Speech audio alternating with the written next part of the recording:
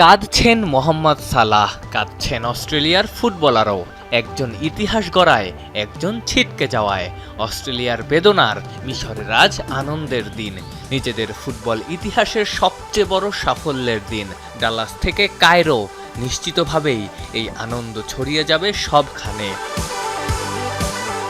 ইস্পাত কঠিন দৃঢ়তা আর বরফ শীতল মাথায় টাই ব্রেকারের 4টা পেনাল্টি গোলপোস্টের ওই 3 কাঠির নিচে রাখে মিশর।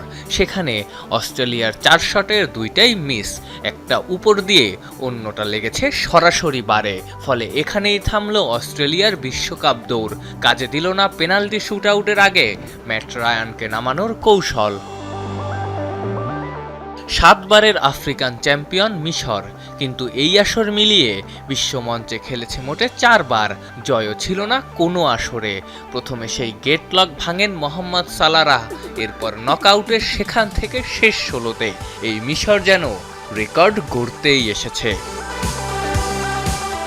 ডালাসে ম্যাচের 13 মিনিটে এগিয়ে যায় মিশর। ফ্রিকিক থেকে একটা আক্রমণে গোল করেন ইমান আশুর।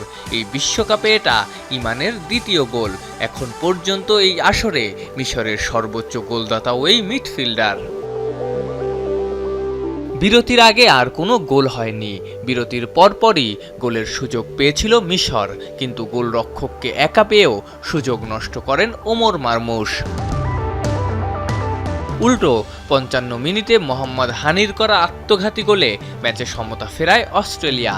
এ নিয়ে এই বিশ্বকাপে দ্বিতীয় আত্মঘাতী গোল করলেন হানি। এক বিশ্বকাপে একই ফুটবলারের 2টা আত্মঘাতী গোল করার ঘটনা এটাই প্রথম।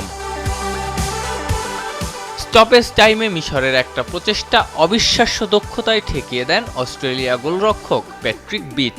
1-1 সমতায় থাকা ম্যাচ অতিরিক্ত 30 মিনিট পেরিয়ে গড়ায় টাই ব্রেকারে। গোলরক্ষকও বদলায় অস্ট্রেলিয়া, কিন্তু শেষমেশ তাতেও শেষ রক্ষা হয় না। আফনান পিয়াল, যমুনা স্পোর্টস।